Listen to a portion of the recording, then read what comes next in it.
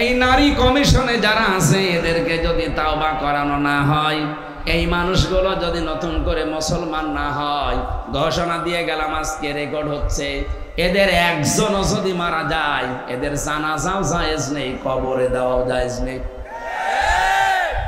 ওরা প্রথমে যেটা জানাতে চায় যে স্বামী যদি স্ত্রীর সাথে মিলন করতে চায়, স্ত্রী যদি রাজি না হয়, স্বামী যদি জোর করে এই কাজ করে, তাহলে স্ত্রী তার পরের দিন যদি মামলা দেয় তাহলে ধর্ষণ মামলা হবে, প্রমাণ হলে স্বামীর ফাঁসি। আমি আপনার কথা মেনে নিলাম ভাই, স্বামী জোর করে আপনাকে সংসার করতে চায়, আপনি রাজি না, আপনি ধর্ষণ মামলা দিলেন। আমার প্রশ্ন হচ্ছে, ফাঁসি দেওয়ার জন্য সাক্ষী লাগবে না? কথা বলছেন এখানে? এখন ওই জায়গায় কেউ কি ছিল যারা সাক্ষী দেওয়ার মতো? অথবা ওখানে সিসি ক্যামেরা দিয়ে রাখা লাগবে, অথবা ইউটিউবারদের পাঠিয়ে দেওয়া লাগবে, দেখ আপনি এদেরকে পাঠালে হবে। আমার এই জন্য একটা একটা করে যখন পড়লাম আমার মনে হচ্ছিল এগুলো মেয়াদ উত্তীর্ণ গাঁজা খেয়েছে, ওদেরকে আর বাইরে রাখা ঠিক না, ওদের রুচি, ওদের সব বিকৃতি হয়ে গেছে, চেহারাও বিকৃত হয়ে গেছে। যে কয়টা চেহারা দেখলাম একটাও মহিলার মতো লাগছে না। যারা পুরুষ মানুষ আছে আমরা ঘোষণা দেব কি, পুরুষ ভাইরা পুরুষ প্যান্ডেলে চলে আসেন, মেয়েরা মহিলা প্যান্ডেলে চলে যান, আর যারা মহিলা না পুরুষ না ওদের কোন প্যান্ডেলে পাঠাবো? আমি ওদের চেহারার দিকে তাকিয়ে আমার মনে হচ্ছিল ওগুলো মনে হয় তৃতীয় লিঙ্গ। আপনি তৃতীয় লিঙ্গের কোনো কিছু বলতে পারেন, আপনি মহিলাদের পক্ষে বিপক্ষে কথা বলেন কোন কারণে? আপনি কি মহিলা? মেয়ে লোক হওয়ার জন্য যে সমস্ত সিমটম দরকার আপনার তো কিছুই নেই। আমি নিচে নামলাম না, অনেক সাররা আছে তাই। এই জন্য আমার মনে হয় এদেরকে আর বাইরে রাখা ঠিক না। এদের পেছনে অবশ্যই রাঘব বোয়াল আছে, আমরা জানি। পৃথিবীর কোন রাঘব বোয়ালে কাজ হবে না। এদেশে 92% মুসলমান যতদিন আমরা আছি, কিছু না থাক আমাদের অন্তত লা ইলাহা ইল্লাল্লাহ। এই কথা বলে না কেন? এজন্য আমরা চাই খুব তাড়াতাড়ি এই মানুষগুলোকে আপনারা পাবনায় পাঠান। আমি কয়েকদিন আগে গিয়েছিলাম হেমায়তপুরে দেখার জন্য, যে দেখি পাগল এখন আর অত বেশি নেই। জিজ্ঞাসা করলাম একজনকে, বলছে হুজুর এখন প্রায় ভালো হয়ে যায়, পাঠিয়ে দেয়। কয়েকজন আছে, আমার তো মনে হচ্ছে নতুন কিছু পাগলের আমদানি হচ্ছে, এদের পাঠানো দরকার, নয়তো এরা এই কথা লিখলো কি করি? আপনি কিভাবে কি সাক্ষী জোগাড় করবেন আপনি নিজেই বলেন। এটা পাগলের মাথায় তো এই চিন্তা আসা ঠিক না। দ্বিতীয় নম্বরে তারা লিখেছে দেহ আমার, সিদ্ধান্ত আমার। এটা কোরআনে কারিমের পুরা বিরোধী। আল্লাহ পাক বলেন আলাহুল খালক ওয়াল আমর তাবারাকাল্লাহু রাব্বুল আলামিন। সৃষ্টি যার, সিদ্ধান্ত তার। কথা বলেন না কেন? আপনি কোন সাহসে বললেন যে দেহ আমার, সিদ্ধান্ত আমার? এ দেহ আপনার কে বলেছে? আমি এখন 33 বছর বয়সে আছি, 34 বছর বয়স আগে বলেন তো আমার অস্তিত্ব ছিল? আমির হামজা না, আমার মা বাবার তো বিয়েও হয়নি 35 বছর আগে। তার মানে উল্লেখ করার মতো আমি আর কিছু ছিলাম না। হামজা তো দূরের কথা, আমাকে পর্যন্ত নিয়ে এসে বসিয়েছেন যিনি, তিনি কে? নেই থেকে হামজা পর্যন্ত যিনি বানিয়েছে আস্তে আস্তে করে, তার নাম আরবিতে বলা হয় রব। তারবিয়াতু শাইই ইলা কামালিহি শাইআন ফাশাইআন। নেই থেকে তারবিয়াতের মাধ্যমে একটার পরে একটা সিস্টেম পাল্টিয়ে যিনি তোমাকে পূর্ণতায় পৌঁছিয়ে দেয় তিনি হচ্ছে রব, আমরা যাকে আল্লাহ বলি। সুতরাং যারা এই কথা লিখেছেন তাদের তো ঈমান নেই। আর কোরআনে কারিমের সূরা আরাফের 54 নম্বর আয়াতের পুরা বিরুদ্ধে এই কথা যে দেহ আমার, সিদ্ধান্ত আমার।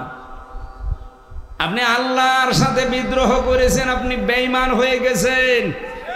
এই নারী কমিশনে যারা আছে এদেরকে যদি তাওবা করানো না হয়, এই মানুষগুলো যদি নতুন করে মুসলমান না হয়, ঘোষণা দিয়ে গেলাম আজকে রেকর্ড হচ্ছে, এদের একজনও যদি মারা যায় এদের জানাজাও জায়েজ নেই, কবরে দেওয়াও জায়েজ নেই। কারণ জানাজা পড়াবো কি দিয়ে আমি, আর কবরে দেব কি বলে? বিসমিল্লাহি ওয়া আলা মিল্লাতি রাসূলিল্লাহ, এ পুরা কথাটাই তো মিথ্যা হয়ে যাবে যে আল্লাহর নামের উপরে রসুলের আদর্শের উপরে রেখে গেলাম। কই, আপনি তো আল্লাহর নামেও নেই, রসুলের আদর্শেও নেই, এই কথা বলছেন না কেন? এই জন্য আপনাকে আমি রাখবো কি করে? আপনার জন্য আমি মিথ্যাবাদী হব? কি কথা বলেন না কেন ভাই? আমি আপনার জন্য মিথ্যাবাদী হব? এই জন্য আপনাকে কবরে দেওয়াও ঠিক হবে না, জানাজাও ঠিক হবে না। আপনারা একটা কাজ করা যায় না, আপনারা হিন্দুদের মতো পুড়িয়ে ফেললেও হবে না, কারণ হিন্দুরা তো মানবে না। আপনারা করব কি? কুকুর দিয়ে খাওয়ানো লাগবে। ডক্টর আহমদ শরীফ ঢাকা বিশ্ববিদ্যালয়ের এক শিক্ষক, ও বলেছিল আল্লাহ বলতে কেউ নেই। ছাত্ররা জিজ্ঞাসা করছেন, স্যার আপনি এই কথা বললেন? যা বলেছি, যা দেখি না তা বিশ্বাস করি না, এই জন্য ইসলাম ধর্ম আমি মানি না।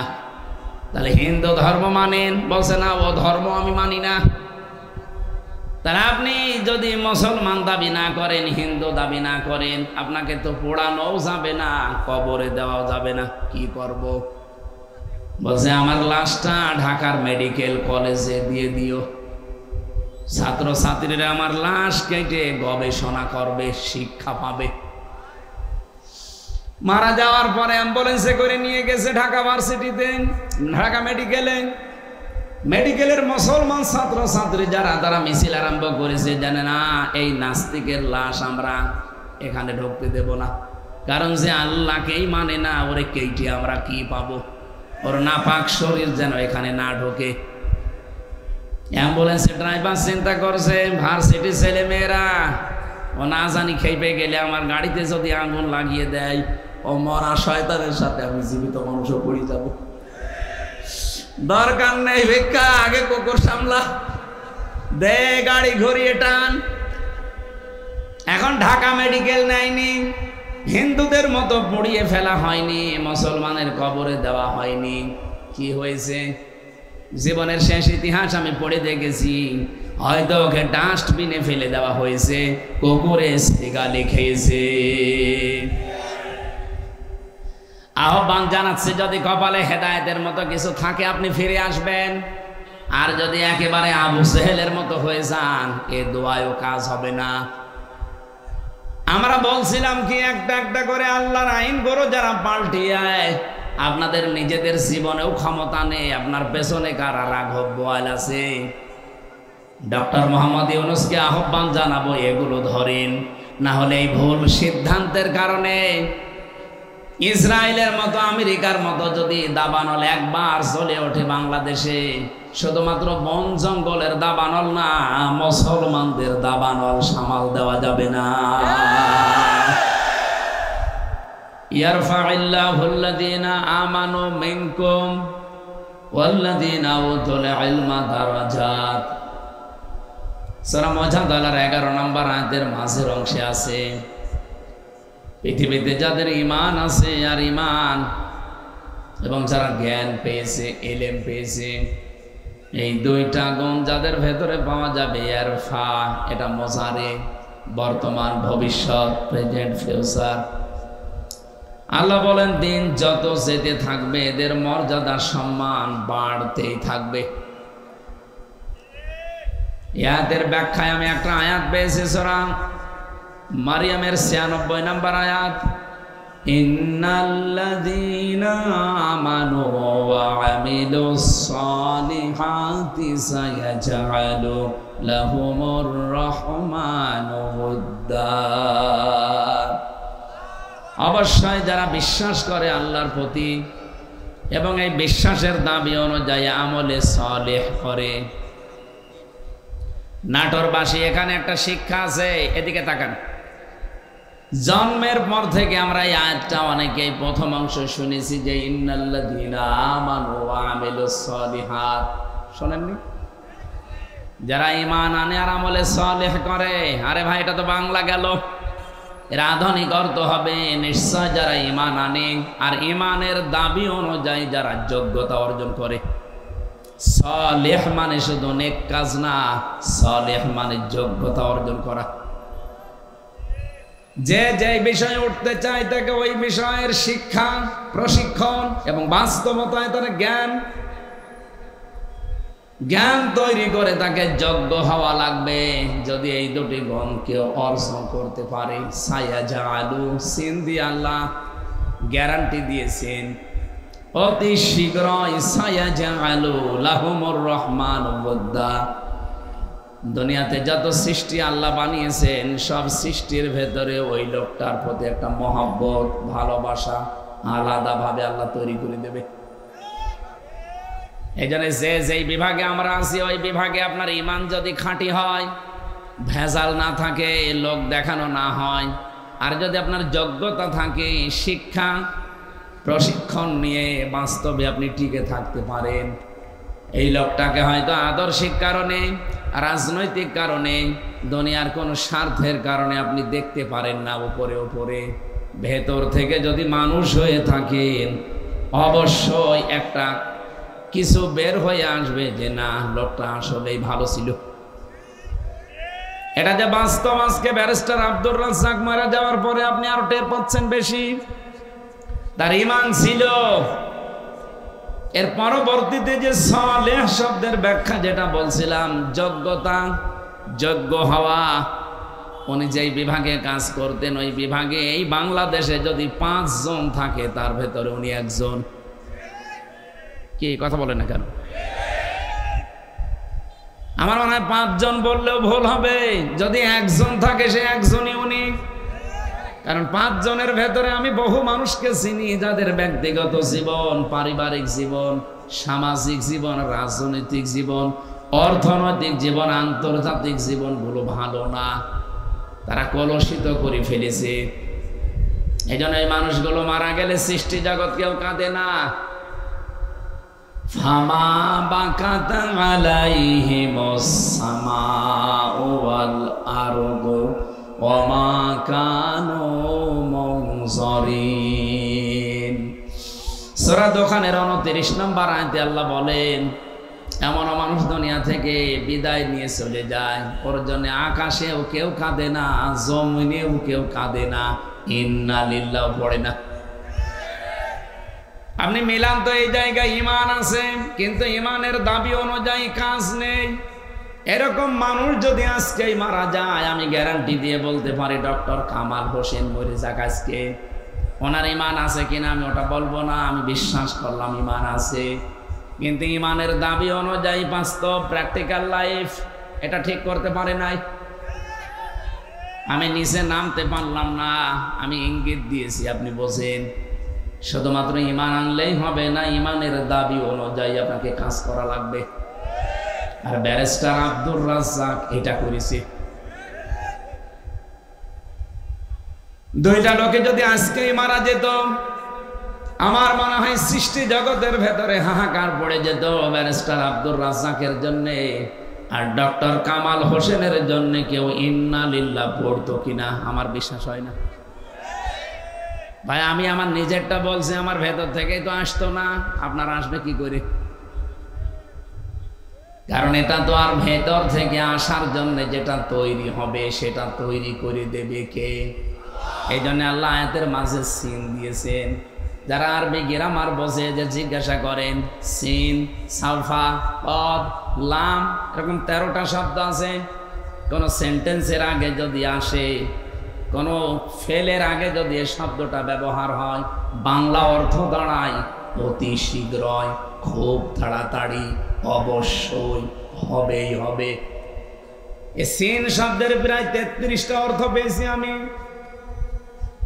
আল্লাহ গ্যারান্টি দিয়ে জানিয়েছেন অতি শীঘ্রই, অবশ্যই, খুব তাড়াতাড়ি আমার সৃষ্টি জগতের ভেতরে তার প্রতি একটা ভালোবাসা, মহব্বত আমি আল্লাহ নিজে পয়দা করে দেব। ব্যারিস্টার আব্দুর রাজ্জাককে হয়তো আদর্শিক কারণে আমরা অনেকেই সামনাসামনি দেখতে পারি না, কিন্তু আজ উনি ইন্তেকালের পরে অনেকেই কিন্তু বলছে না লোকটা ভালো ছিল। কি কথা বলে না কেন?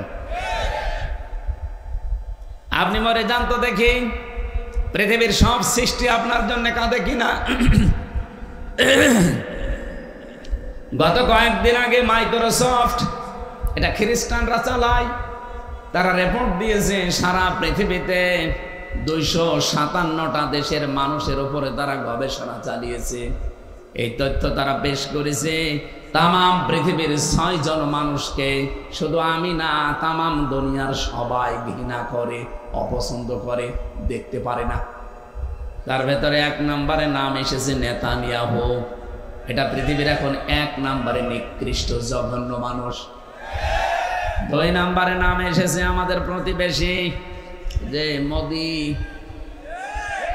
3 নম্বরে নাম এসেছে যেটার ওটা পালিয়েছে, ওটার নাম বলা ঠিক না, যেহেতু আমাদের নিজের তো এবার নিজের গায়ে লাগবে, এখানে বাংলায় বলে দিলাম যে পালিয়েছে।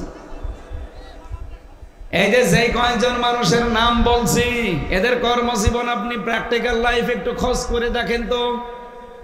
এই মানুষগুলোর ভুল সিদ্ধান্তের কারণে, এটা সূরা ইউনূসের ভেতরে পাবেন 11 নম্বর পারা 19 নম্বর পৃষ্ঠা 4 নম্বর লাইনের 100 নম্বর আয়াতের শেষের দিকে আছে, ওয়ায়াজআলুর রিজসা আলাল্লাযীনা লা ইয়াকিলুন। আল্লাহ পাক বলেন, কোন মানুষ যদি তার জ্ঞান অনুযায়ী, যোগ্যতা অনুযায়ী, বিবেক অনুযায়ী কাজ না করে, তখন তার উপরে ভুল বিষয়গুলো আমি আল্লাহ চাপিয়ে দেই। আজ ইসরায়েলে এই নেতানিয়াহু, এই শয়তান, এই কোলাঙ্গার, এই অবৈধ সন্তান পৃথিবীর এই লোকটা এ ভুল সিদ্ধান্ত নেওয়ার কারণে আজ দেশটা দাবানলে পুড়ে শেষ হয়ে গেল। আজকে বিকাল 4:30টার রিপোর্ট দেখেছেন, যেভাবে আগুন আসতেছে, ওরা 112টা মেশিন ফিট করেছে, শুধু পানি দেওয়া না, স্প্রে পর্যন্ত। এ পৃথিবীর সবচাইতে বড় উন্নত মেশিন প্রযুক্তি, স্প্রে সব ইসরায়েলে পাওয়া যায়।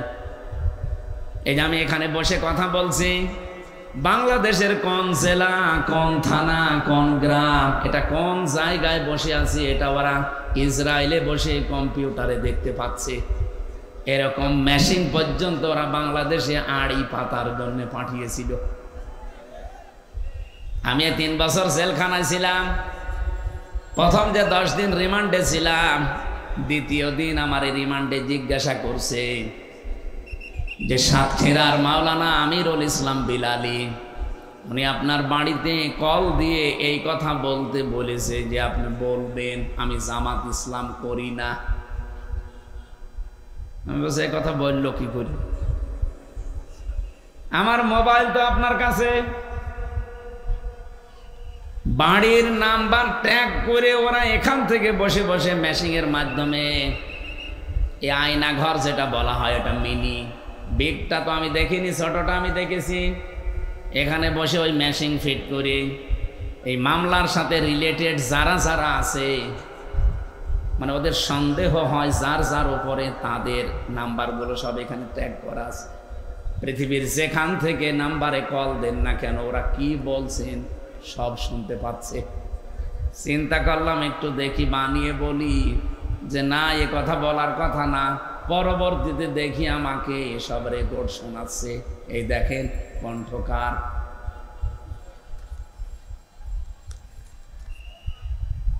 আমার ভাইরা, আমি যে কথা বলতে চাচ্ছি, পৃথিবীর সবচাইতে বড় উন্নত প্রযুক্তি এই পৃথিবীতে এখন ইসরায়েলের। এরা 112টা মেশিন ফিট করার পর শুধু পানি ছিটাচ্ছে তা না, স্প্রে পর্যন্ত দিচ্ছে উন্নত জাতের। কি হচ্ছে, যত পানি দেওয়া হয়, যত ঔষধ ছিটানো হয়, যত স্প্রে দেওয়া হয়, আগুন আরো তত বাড়ে। এমনকি জাহাজ পর্যন্ত পুড়ে গেছে, হেলিকপ্টার এবং প্লেন, উড়োজাহাজ পর্যন্ত পুড়ে ভৎস হয়ে গেছে। কারণ আগুন তো আর হামজা জ্বালায়নি, আগুন জ্বালিয়েছে কে? আপনার ভুল সিদ্ধান্তের কারণে কিন্তু আপনার এলাকা সব ধ্বংস হয়ে যাবে। এই জন্য এজালুর রিজসা, আজ আমাদের পাশের এই দ্বিতীয় নিকৃষ্ট মানুষ এই মোদি তার ভুল সিদ্ধান্তের কারণে আগামীর পৃথিবী বসবাসের অযোগ্য হয়ে যাচ্ছে। 3 দিন আগে এই জন্য গোবিন্দ পরামানিক বাংলাদেশে হিন্দু মহাজোটের মহাসচিব যিনি গোবিন্দ চন্দ্র পরামানিক, উনি অলরেডি জানিয়ে দিয়েছে, হে ভারত সহ বিশ্বের হিন্দু ভাইরা, আপনারা এই মাতাল মোদিকে থামান। এ মাতাল যদি না থামে সামনে পৃথিবী বসবাসের অযোগ্য হয়ে যাবে। কারণ এখন অলরেডি ওরা ডাঙ্গা লাগিয়ে দিয়েছে। কি কথা বলছেন? ভারতে অলরেডি দাঙ্গা চলছে। যে কিসের? পাকিস্তানের সাথে। দেখেন এ বাতাস আসলো বলে। আর যেহেতু ওখানে এতদিন পর্যন্ত আমাদের ওই চিন্তা করা লাগে নাই, কারণ ওদের সাথে আমরা দেখতে পাচ্ছি আশপাশে কোনো রাষ্ট্রের মিল নেই। আপনি ভারতের সাথে দেখেন, এই যে আমি কয়েকটা রাষ্ট্র ঘুরে আসলাম, ওদের সাথে আফগানিস্তানের একটা বর্ডার আছে, মিল নেই। পাকিস্তানের সাথে তো দা কুমড়ার সম্পর্ক, ভুটানের সাথে মিল নেই, মালদ্বীপের সাথে মিল নেই, শ্রীলঙ্কার সাথেও মিল নেই, মায়ানমারের সাথে মিল নেই, চীনের সাথেও মিল নেই। আমাদের সাথে মিল ছিল, বুবু ছিল, বুবু নেই, মিল নেই।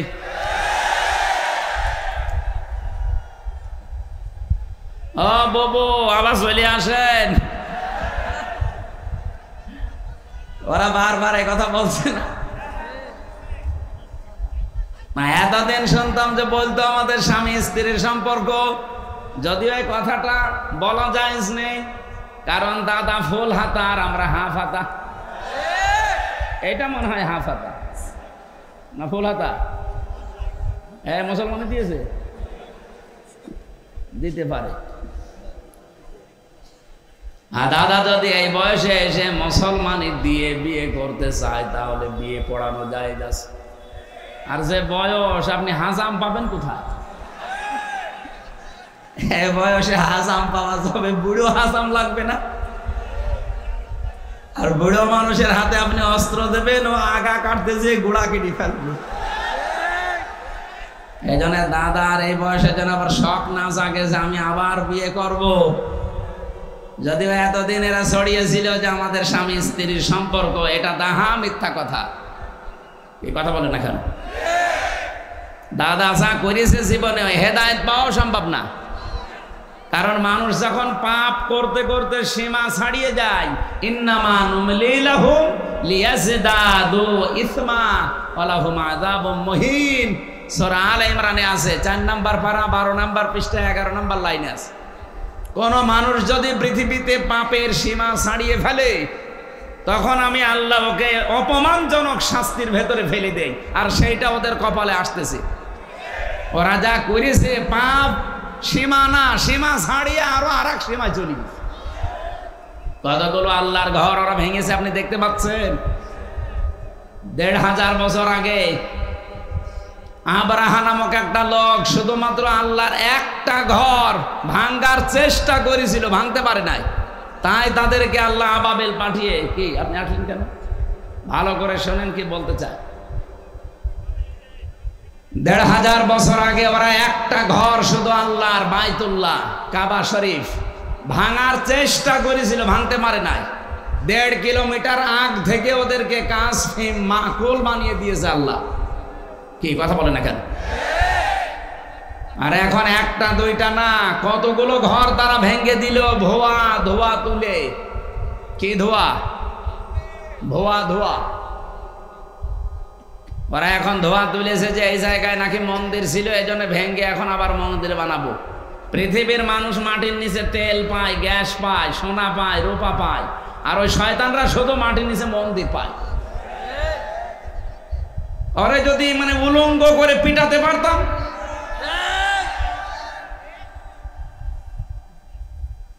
আমার মনে হয় গোপালগঞ্জে কিছুদিন আগে যেভাবে পিটিয়েছিল এই প্রশাসনের লোকজন, ওদেরকে ওইভাবে ওদের হাতে ছেড়ে দেওয়া দরকার। সন্তান ওই সময় গোপালগঞ্জ থেকে কেউ যদি ঢাকায় যায়, বসে গেলে 300 টাকা, দাঁড়িয়ে গেলে 1000 টাকা। দাঁড়িয়ে যাবে কি করি, পেছনে এমন অবস্থা করেছি এখন আল্লাহর ঘরগুলো যারা এই ভুয়া ধোয়া তুলে ভেঙে দিচ্ছে, আমার মনে হয় তাদেরকেও এই প্রশাসনের হাতে ছেড়ে দেওয়া দরকার। নে পেছনে কি অবস্থা হয় দেখ। এখন যদি বাংলাদেশে আওয়াজ তুলি আমরা যে ঢাকার স্বামীবাগে ইসকন মন্দির 500 বছর আগে এখানে মসজিদ ছিল, ভেঙ্গে আমরা মসজিদ বানাবো, মানবেন? আপনি মুসলমান তাই বলছেন না, আর হিন্দুরা মানবে? এই জন্যই গোবিন্দ পরামানিক জানিয়েছে, পৃথিবীর হিন্দুরা আপনারা একটু সচেতন হন। এই মাতাল লোকটাকে যদি না থামান, এর এই ভুল সিদ্ধান্তের কারণে এমন কিছু নাজিল হবে যেটা টাকাল দেওয়া সম্ভব হবে না। এই জন্য আমাদের দেশে এরকম কিছু হাওয়া আমরা পাচ্ছি। আপনি কি খেয়াল করেছেন কিছু? নারী কমিশন যে 318 পৃষ্ঠার যে রিপোর্ট দিয়েছে, আমি পুরাটা পড়েছি এই 4 দিন মিলে, পুরাটা শেষ করে আমি 13টা ভুল পেয়েছি, বাকি সবই ভুল। এই 13টা 100 ভাগের 100 ভাগ ভুল।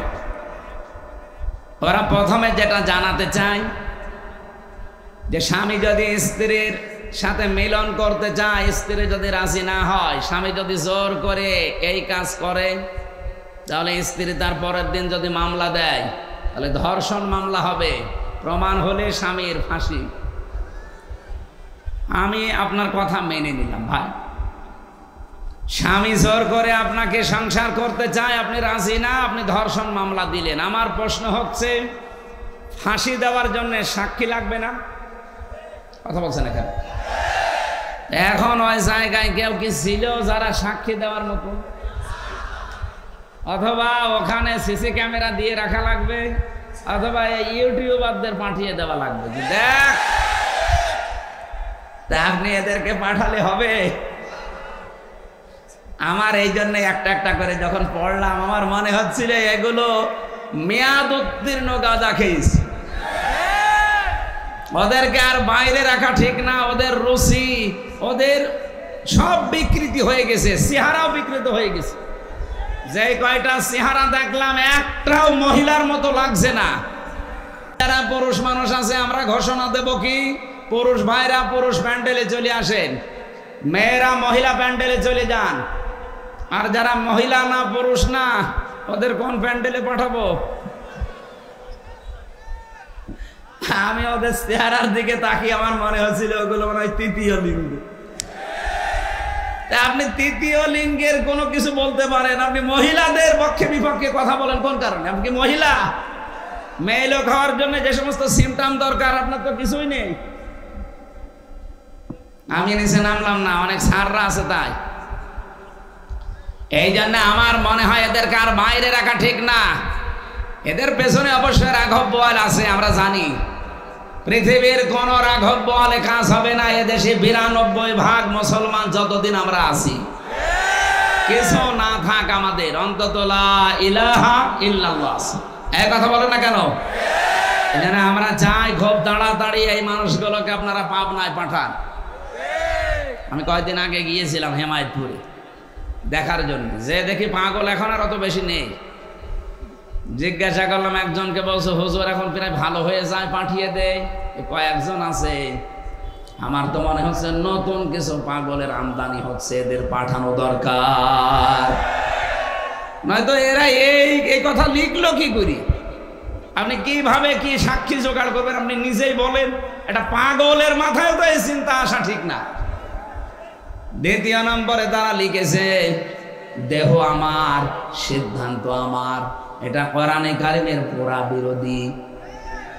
আল্লাহ পাক বলেন আলাহুল খালক ওয়াল আমরু তাবারাকাল্লাহু রাব্বুল আলামিন। সৃষ্টি যার, সিদ্ধান্ত তার। কথা বলেন না কেন? আপনি কোন সাহসে বললেন যে দেহ আমার, সিদ্ধান্ত আমার? এ দেহ আপনার কে বলেছে? আমি এখন 33 বছর বয়সে আছি, 34 বছর বয়স আগে বলেন তো আমার অস্তিত্ব ছিল? আমির হামজা না, আমার মা বাবার তো বিয়েও হয়নি 35 বছর আগে। তার মানে উল্লেখ করার মতো আমি আর কিছু ছিলাম না। হামজা তো দূরের কথা, আমাকে এ পর্যন্ত নিয়ে এসে বসিয়েছেন যিনি, তিনি কে? নেই থেকে হামজা পর্যন্ত যিনি বানিয়েছে, আস্তে আস্তে করে তার নাম আরবিতে বলা হয় রব। তারবিয়াতু শাইই ইলা কামালিহি শাইআন ফাশাইআন। নেই থেকে তারবিয়াতের মাধ্যমে একটার পরে একটা সিস্টেম পাল্টিয়ে যিনি তোমাকে পূর্ণতায় পৌঁছিয়ে দেয়, তিনি হচ্ছে রব, আমরা যাকে আল্লাহ বলি। সুতরাং যারা এই কথা লিখেছেন তাদের তো ঈমান নেই। আর কোরআনে কারিমের সূরা আরাফের 54 নম্বর আয়াতের পুরা বিরুদ্ধে এই কথা, যে দেহ আমার, সিদ্ধান্ত আমার। আপনি আল্লাহর সাথে বিদ্রোহ করেছেন, আপনি বেঈমান হয়ে গেছেন। এই নারী কমিশনে যারা আছে এদেরকে যদি তাওবা করানো না হয়, এই মানুষগুলো যদি নতুন করে মুসলমান না হয়, ঘোষণা দিয়ে গেলাম আজকে রেকর্ড হচ্ছে, এদের একজনও যদি মারা যায়, এদের জানাজাও জায়েজ নেই, কবরে দেওয়াও জায়েজ নেই। কারণ জানাজা পড়াবো কি দিয়ে আমি, আর কবরে দেব কি বলে? বিসমিল্লাহি ওয়া আলা মিল্লাতি রাসূলিল্লাহ, এ পুরা কথাটাই তো মিথ্যা হয়ে যাবে। যে আল্লাহর নামের ওপরে, রসুলের আদর্শের ওপরে রেখে গেলাম কই? আপনি তো আল্লাহর নামেও নেই, রসুলের আদর্শেও নেই, এই কথা বলছেন না কেন? এই জন্য আপনাকে আমি রাখবো কি করে? আপনার জন্য আমি মিথ্যাবাদী হব? কি কথা বলেন না কেন ভাই? আমি আপনার জন্য মিথ্যাবাদী হব? এই জন্য আপনাকে কবরে দেওয়াও ঠিক হবে না, জানাজাও ঠিক হবে না। আপনারা একটা কাজ করা যায় না, আপনারা হিন্দুদের মতো পুড়িয়ে ফেললেও হবে না, কারণ হিন্দুরা তো মানবে না। আপনারা করব কি? কুকুর দিয়ে খাওয়ানো লাগবে। ডক্টর আহমদ শরীফ ঢাকা বিশ্ববিদ্যালয়ের এক শিক্ষক, ও বলেছিল আল্লাহ বলতে কেউ নেই। ছাত্ররা জিজ্ঞাসা করছেন, স্যার আপনি এই কথা বললেন? যা বলেছি, যা দেখি না তা বিশ্বাস করি না, এই জন্য ইসলাম ধর্ম আমি মানি না। তাহলে হিন্দু ধর্ম মানেন? বলছে না, ও ধর্ম আমি মানি না। তাহলে আপনি যদি মুসলমান দাবি না করেন, হিন্দু দাবি না করেন, আপনাকে তো পোড়ানোও যাবে না, কবরে দেওয়াও যাবে না, কি করব? বলছে আমার লাশটা ঢাকার মেডিকেল কলেজে দিয়ে দিও, ছাত্র ছাত্রীরা আমার লাশ কেটে গবেষণা করবে, শিক্ষা পাবে। মারা যাওয়ার পরে অ্যাম্বুলেন্সে করে নিয়ে গেছে ঢাকা ভার্সিটিতে, ঢাকা মেডিকেলে। মেডিকেলের মুসলমান ছাত্র ছাত্রী যারা, তারা মিছিল আরম্ভ করেছে, জানে না এই নাস্তিকের লাশ আমরা এখানে ঢুকতে দেব না, কারণ যে আল্লাহকেই মানে না, ওরে কেটে আমরা কি পাবো? ওর নাপাক শরীর যেন এখানে না ঢোকে। অ্যাম্বুলেন্সের ড্রাইভার চিন্তা করছে, ভার্সিটির ছেলে মেয়েরা ও না জানি খেপে গেলে আমার গাড়িতে যদি আগুন লাগিয়ে দেয়, ও মরা শয়তানের সাথে আমি জীবিত মানুষ পড়ে যাব।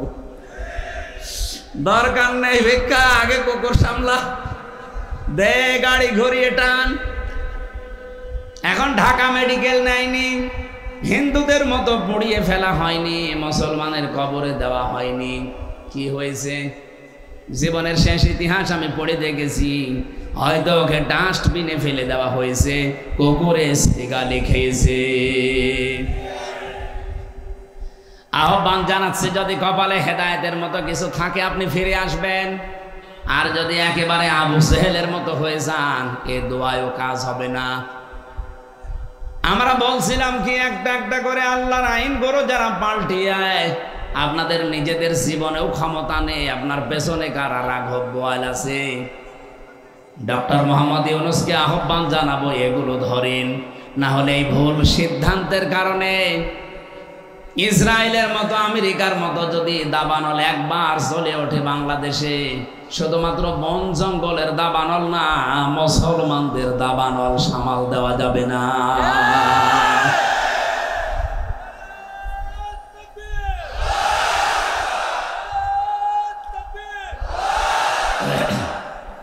আলহামদুলিল্লাহ, আমি যে কথা আরম্ভ করেছিলাম যে পৃথিবীতে মানুষের সম্মান আর মর্যাদা বাড়ে ঈমান আর জ্ঞান, এই দুইটার সমন্বয়ে।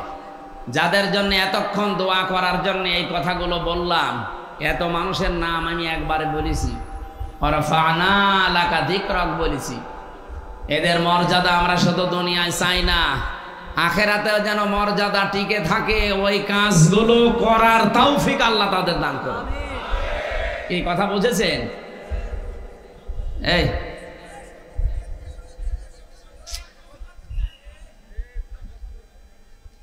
আপনারা এখানে আসেন, আসেন আসেন।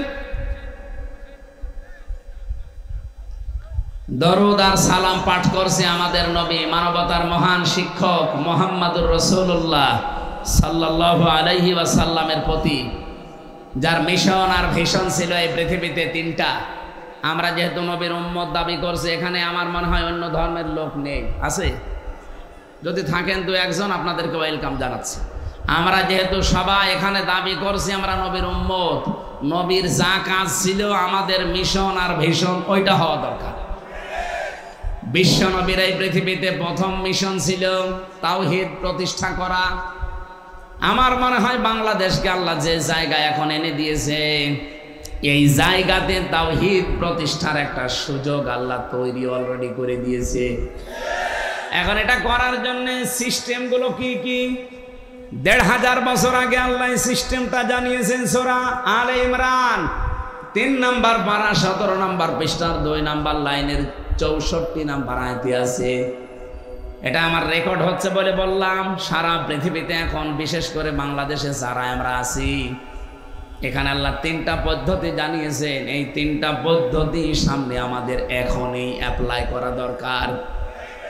قُلْ يَا أَهْلَ الْكِتَابِ تَعَالَوْا إِلَى كَلِمَةٍ سَوَاءٍ بَيْنَنَا وَبَيْنَكُمْ أَلَّا نَعْبُدَ إِلَّا اللَّهَ وَلَا نُشْرِكَ بِهِ شَيْئًا إِلَى آخِرِهِ। এদিকে তাকান। আল্লাহ পাক বলেন, নবী আপনি ডাক দেন যারা কিতাব আলো দাবি করে, হে আহলে কিতাবরা এদিকে আসো। আমি বাইরের দেশগুলোতে যখন ঘুরি, আহলে কিতাব যারা দাবি করে ওদেরকে আমি জিজ্ঞাসাও করেছি। এদিকে তাকান। কয়েকদিন আগে মালয়েশিয়া, সিঙ্গাপুর, থাইল্যান্ড এই দেশগুলো ঘুরছিলাম। ট্রেনে যখন যাবার সময়, বাসে যাওয়ার সময় সিট পড়ে পাশে, যার নাম জিজ্ঞাসা করলে চেহারা দেখে মনে হয় যে মুসলমান, যে নাম জিজ্ঞাসা করে দেখি খ্রিস্টানের নাম বলছে। বললাম আপনার নবীর নাম কি, হোয়াট ইজ ইয়োর প্রফেট? তখন বলে যে যিশু। যিশু মানে ঈসা আলাইহিস সালাম। খ্রিস্টান তো ঈসা বলে। ইহুদির সাথে যদি দেখা হয় জিজ্ঞাসা করি আপনার নাম, ও নাম শুনলে আমি বুঝি যেটা ইহুদির নাম। আপনার নবীর নাম কি? বলে জোসেফ। জোসেফ মানে মুসা আলাইহিস সালাম। ওরা ইব্রাহিম নবীকে আব্রাহাম বলে ডাকে, ওরা দাউদ নবীকে ডেভিড বলে ডাকে। ওদের নিজেদের নবীর নামও তারা পাল্টিয়ে ফেলেছে। যেহেতু আহলে কিতাব দাবি করলো, এই পৃথিবীতে এখন কিতাবওয়ালা আহলে কিতাব নেই। ইহুদি আজ যারা দাবি করছে ওরা মুসা নবীর আদর্শের উপরে নেই। আজ খ্রিস্টান ২৫০ কোটি, ওরা দাবি করছে ওদের নবীর নাম যিশু, অথচ হযরত ঈসা নবীর আদর্শের উপরে ওরা নেই।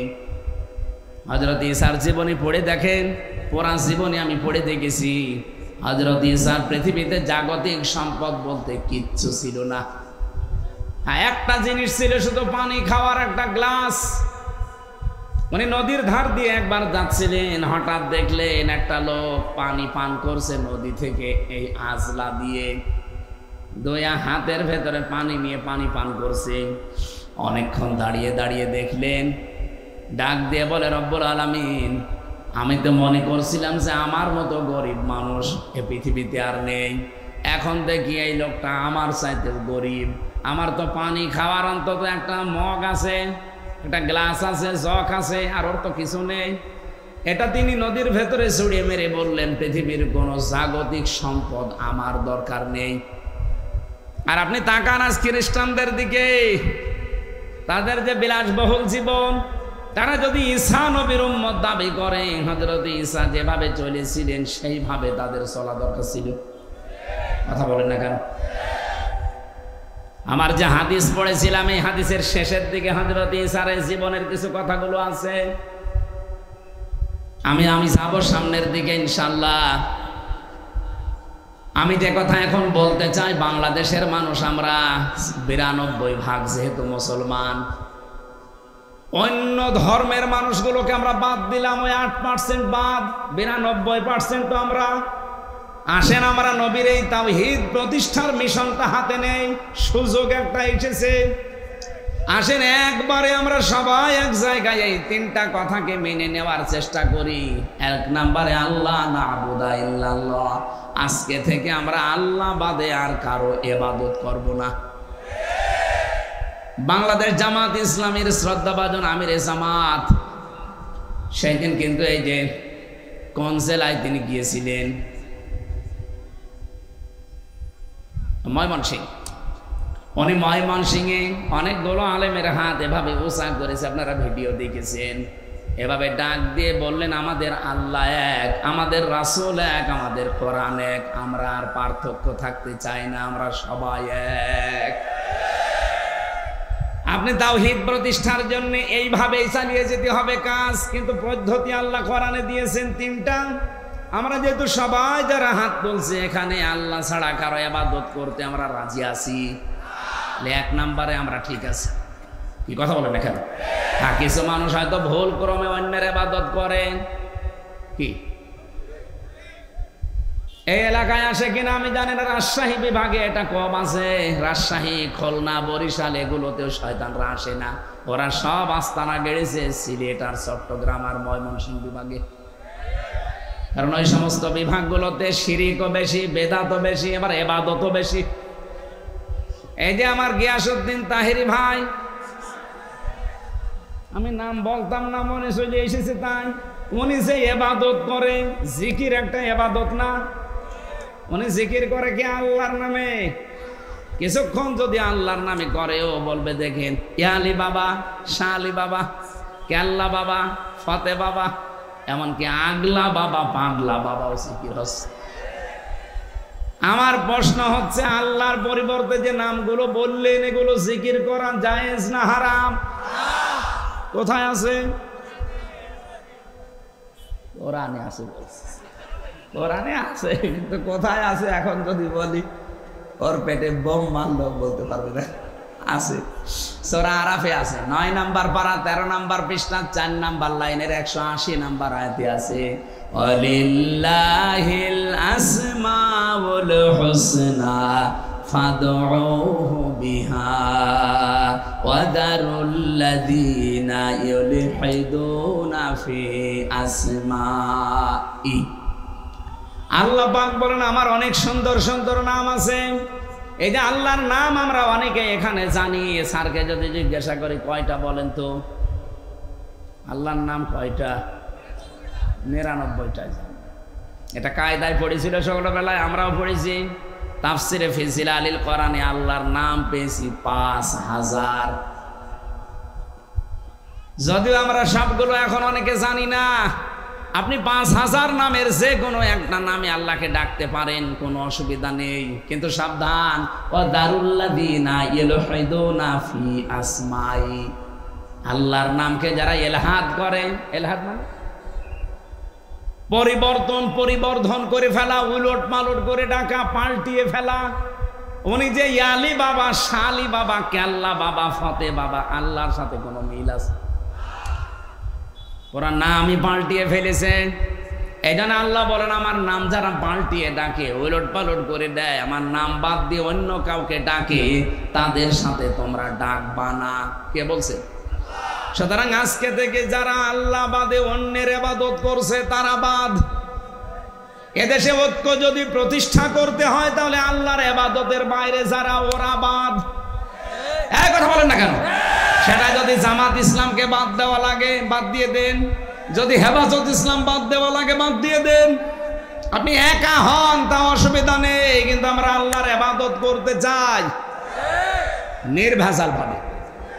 আল্লাহ না'বুদা ইল্লাল্লাহ, নবী আপনি ওদের বলেন যে আসো আমরা আল্লাহর ইবাদত করি, এর সাথে অন্য কাউকে যেন আর 2 নম্বরে ওয়ালা নুশরিকা বিহি শাইআ, আল্লাহর ইবাদতের সাথে আমরা কাউকে শিরিক করব? বলেন বলেন। এবার এই পয়েন্টের উপর আমি 2 মিনিট কথা বলতে চাই, ভালো করে শুনবেন। যেহেতু আল্লাহর ইবাদতের সাথে আমরা আর কাউকে শিরিক করতে চাই না, শিরিকের ব্যাখ্যা আমি বহু জায়গায় নাটোর জেলায় বলেছি। শিরিক বিল জাত, শিরিক বিল সিফাত, শিরিক বিল ইখতিয়ারা, শিরিক বিল হুকুক। এটা হলো পয়েন্ট আকারে যদি আপনি শ্রেণী বিন্যাস করেন 120 প্রকার পাবেন। এটা তাফসিরে কাবিরের ভেতরে আছে, আল্লামা ফখরুদ্দিন রাজি লিখেছেন। এক কথায় জবাব দিলাম যে আল্লাহ যেটা পারে ওইটা অন্য কেউ পারে, এই বিশ্বাস করার নাম শিরিক। এই কথা বোঝা যায়নি? আল্লাহ যেটা পারে ওইটা অন্য কেউ পারে, এই বিশ্বাস করার নাম। এদেশে বিশ্বাস নেই, বলেন বলেন বলেন তো। সন্তান দিতে পারে কে? অন্য কেউ পারে। যারা অন্য কাউকে বিশ্বাস করেন আপনি কিন্তু শিরিক করছেন, আর শিরিক করলে আপনি মুশরিক। এ পর্যন্ত বুঝেছেন? এবার আসেন 2 নম্বরে। এ জমিন বানিয়েছে কে? এ জমিন বানিয়েছে আল্লাহ। এখানে আইনও চলবে আল্লাহর। আলা লাহুল খালকু ওয়াল আমরু, এই আয়াতটার প্রমাণ। সুতরাং আল্লাহর এই জমিনে যারা অন্যের আইন এখানে প্রতিষ্ঠা করার জন্য চেষ্টা করেন, এর জন্য দল করেন, এর জন্য আপনি মিছিল মিটিং করেন, এর জন্য ভোট করেন, টাকা পয়সা খরচ করেন, আপনি শিরিক করছেন। এত সহজে বলার পরেও কেউ যদি না বোঝার ভান করে থাকেন, আমার মনে হয় আপনার কপালে আর হেদায়েত নেই। বলেন তো, বোঝেন নাকি? হাত তোলেন তো।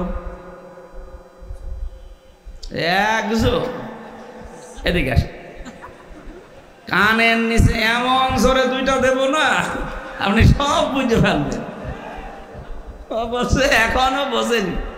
এই বোঝেননি মানে? আপনি নিজেই বললেন যে আমাকে ছেলে মেয়ে কেউ দিতে পারে না। কে পারে? অন্য কেউ যদি পারে, বিশ্বাস করলে আপনি শিরিক করলেন। শিরিক করলে আপনি মুশরিক। মুশরিকের জন্য জান্নাত হারাম, জাহান্নাম ওয়াজিব। আর ফতোয়া লাগবে? আর ফতোয়া লাগলে সূরা মায়েদা 6 নম্বর পারা 19 নম্বর পৃষ্ঠার 12 নম্বর লাইনে আছে, ইন্নাহু মা ইউশরিক বিল্লাহ ফাকাদ হারামাল্লাহু আলাইহিল জান্নাহ ওয়া মাওয়াহুন নার। এটা যেমন খুব সহজে বুঝে ফেললেন যে ছেলে মেয়ে আল্লাহ ছাড়া কেউ পারে না। জমিন আল্লাহ বানিয়েছে, এখানে অন্যের আইন যদি কেউ কায়েম করার চেষ্টা করে সে আল্লাহর সাথে শিরিক করছে না? এটা বোঝেন না মানে? আপনি বুঝেছেন ঠিকই, কিন্তু টাকা পেয়েছেন। ওরে মোনাজাতের পরে একটু আলাদা বসাবেন তো, 2 চাটি দিয়ে তারপর বাড়ি যাবে। ও বলে বোঝে না। তাহলে আল্লাহর সাথে যারা শরীক করবে না, এই সিদ্ধান্তে যারা আসবে তারা আমাদের সাথে আছে। এক কথা বলেন না কেন? এর সাথে যদি হেফাজত আসতে চায়, জামাত আসতে চায়, চরমনায় আসতে চায়, আটরশি আসতে চায়, অসুবিধা নেই। কিন্তু আল্লাহর সাথে শিরিক করে আপনি জামাত ইসলাম করবেন, এরকম জামাত আমি মানি না। আল্লাহর সাথে শিরিক করে আপনি চরমনার মুরিদ হবেন, এরকম চরমনায় আমি মানি না। ওই যে পিসকে হুজুর কি বলেছিল, প্রধানমন্ত্রী ছাতার কসুর আমি মানি না, এই জন্যই ওরে জেলে রেখে দিয়েছিল। আমারও রিমান্ডে ওরে নিয়ে 10 দিন প্রশ্ন করেছে, পিসকে হুজুর, আর বলে আমি হাসিনা মানি না। জেনিসই ওর সাহস আছে। ওরে ধরে রাত 12:30টার পরে পুরা উলঙ্গ করে ওর হাতের উপরে সিগারেট দিয়ে একটা অর্ধ উলঙ্গ মেয়ে লোক এখানে কাঁধের উপরে হাত, ও তো হাত পোষে না, তারপরও হাত দিয়ে ছবি তুলে বসে ছেড়ে দেবে। ওই দিন এমন কন্দন করেছিল। আমার সাথে ছিল তো, এক রুমে ছিলাম আমরা। আমার বলছে, হামজা ভাই আমি এমনি ছোট মানুষ, আমার জিনিসপত্র সব ছোট ছোট। হ্যাঁ আসলেও ছোট। কতটুকু? আমার এই পর্যন্ত। বলেন আমার যদি মাজা পর্যন্ত হয় তো ওর কি আছে? তারপরে ওরে একটা বাচ্চা হয়েছে, আলহামদুলিল্লাহ। তো আমারে বলছে রাত 12:30টার পরে আমারে ওই হাতির ছিলে 2 দিকে রাস্তা ব্লক করে আমারে এইভাবে অত্যাচার করছিল। এমন কান্না কাঁদলাম ওই দিন। এক এসআইকে ডেকে বললাম যে ভাই আপনারা যা করছেন এটা কি ওই হারুন আঙ্কেল, ওই যে হাউ আঙ্কেল স্যার কি জানে? জানে না মানে উনি তো করাচ্ছে। ও উনি করাচ্ছে, অথচ দিনের বেলায় দেখা করতে এসে বলে হুজুর কেমন আছেন, ভালো আছেন, সব কিছু খোঁজ নিয়ে যায়, আর উনি এটা করাচ্ছে। আমারে যেভাবে উলঙ্গ করেছে আল্লাহ যেন ওনারও উলঙ্গ করে। ঠিক ছোট হুজুরের তো হয়তো ছোট জিনিস দেখা যায়নি, কিন্তু হারু আঙ্কেলের 3 ইঞ্চি। কয় ইঞ্চি? ওইটা হয়তো 4-5 জন এসআই দেখেছিল, আর এরটা সারা দুনিয়া দেখেছে। কয় ইঞ্চি? মহিলারা পর্যন্ত জিকির করে 3 ইঞ্চি 3 ইঞ্চি। আলেমদের বরদোয়া লেগে গেছে। কোথায় আছে সে আল্লাহর ওলি? হাও আঙ্কেল, আপনাদের এই নাটোরের বাগাতিপাড়া, লালপুরে 17, 18, 19, 20 এই সমস্ত বছরগুলোতে বহুবার এসেছি, কিন্তু কোরআনের কথা আমারে বলতে দেয়নি। এই বকুল সাহেব আর আজাদ সাহেব, এই আজাদ আর এক আজাদ আছে, সে দুইটা এখন পালিয়েছে। আমার আগে যিনি কথা বলছিলেন কে আমি জানি না, উনি ওই যে আল্লাহর ক্ষমতার উপরে অহংকার যারা করে তাদের পরিণতি কি এই বিষয়ে টাচ দিচ্ছিলেন, আমি হালকা শুনছিলাম। এই জন্য আমরা যেন অহংকার সামনে না করি ভাই। সূরা নমলের 52 নম্বর আয়াতটা পড়লে আমার কাছে এই বাংলাদেশের সাথে একেবারে খাপের খাপ মিলে যায়। আল্লাহ পাক বলেন ফাতিলকা বুয়ুতুহুম খাওফিয়াতাম বিমা যালামু, এই সেই ঘরগুলো, আল্লাহ যেন এভাবে আঙ্গুল দিয়ে দেখাচ্ছে, এই সেই আজাদের ঘর, এই সেই বকুলের ঘর, এই সেই হানিফের ঘর, এই সেই ডিলুর ঘর। এখন যদি বলেন হানিফ, ডিলু, আজাদ, বকুলের নাম কোথায় আছে, এদিকে আসেন আপনাকে দেখাচ্ছি। আমি দেখাতে পারবো, দরকার আমি তাফসীর লিখবো এখন, কারণ এখানে বাইতুন নেই, বুয়ুত, বহু বচন। আল্লাহ বুয়ুত বহু বচন দিয়ে জানিয়েছে যে এরকম মানুষ আজকে না, যদি এটা লূত নবীর জামানায় নাজিল হওয়া, এটা কিয়ামত পর্যন্ত এই চরিত্রের মানুষ থাকবে। আল্লাহ এ পর্যন্ত বলেননি, কিন্তু এরপরে আরো শব্দ আছে। আল্লাহ পাক বলেন খাওফিয়াতাম বিমা যালামু, এগুলো আজ জনশূন্য হয়ে পড়ে আছে, এগুলো উজাড় গৃহ হয়ে গেছে, এগুলো মানব শূন্য হয়ে গেছে, পরিত্যক্ত হয়ে পড়ে আছে, কেউ এখানে আর যেতে চায় না। যেতে যদি চায়ও ঘৃণার সাথে যায়। আপনি কুষ্টিয়ার হানিফ সাহেবের বাড়ি যান, আপনি যে দেখেন বাড়ি আর বাড়ি নেই, পায়খানার প্যান পর্যন্ত মানুষ খুলি নিয়ে চলে গেছে। যদিও হালকা পাতলা 2-1টা ইট ছিল। এই ফেব্রুয়ারির 5 তারিখে আযাবুল বুলডোজার নাজিল হয়ে ছাতা সব শেষ। সারা দেশে আযাবুল বুলডোজার নাজিল হয়েছিল না? আল্লাহ বলেন এই জালেমদের বাড়ি ঘরগুলো একটু দেখেন না কেন? এই সেই ঘরগুলো খাওফিয়াতান, আজ উজাড় গৃহ হয়ে গেছে, পরিত্যক্ত করে দিয়েছি আমি বিমা যালামু, এদের জুলুমের কারণে। আল্লাহ পর্যন্ত কিন্তু শেষ করে দিতে পারতেন, কিন্তু এর পরের শব্দটা আমাদের জন্যে। আল্লাহ পাক বলেন ইন্না ফি যালিকা লাআয়াতাল লিকাউমিন ইয়ালামুন। এখানে প্রথমে ইন্না আছে আর মাঝে আছে লামে তাকিদ। আল্লাহ 2বার গ্যারান্টি দিয়ে জানিয়েছেন অবশ্যই অবশ্যই এর ভেতরে জ্ঞানী যারা তাদের জন্য শিক্ষা আছে। কি শিক্ষা? ফাকতিয়া দাবিরুল কওমিল্লাযিনা যালামু, সূরা আনআম 7 নম্বর পারা 12 নম্বর পৃষ্ঠার 4 নম্বর লাইনের 45 নম্বর আয়াতের প্রথম অংশে আছে। এটা তাফসিরে ফি জিলালিল কোরআনে সাজ্জাদ কুতুব এভাবে লিখেছেন। আল্লাহ পাক বলেন জালেমদের শিকড় কাটা হয়ে গেছে। কেটেছে কে? আল্লাহ মানে ওই যে আলেমকে জিজ্ঞাসা করে তো কুতিয়া, এটা মজুলের ফাইল জানা নেই, এর কর্তাকে কেউ জানে না। আপনি যদি এখন বলেন যে বকুলের বাড়ি ভাঙলো কে, কেউ জানে না। আপনি হানিফের বাড়ি ভাঙলো কে, কেউ জানে না। ইনুর বাড়ি ভেঙেছে কে, কেউ জানে না। আসলেও তো কেউ জানে না। ফাকতিয়া, এজন্য আল্লাহ কতিয়া দিয়েছেন যে জালেমদের শিকড় কাটা হয়ে গেছে।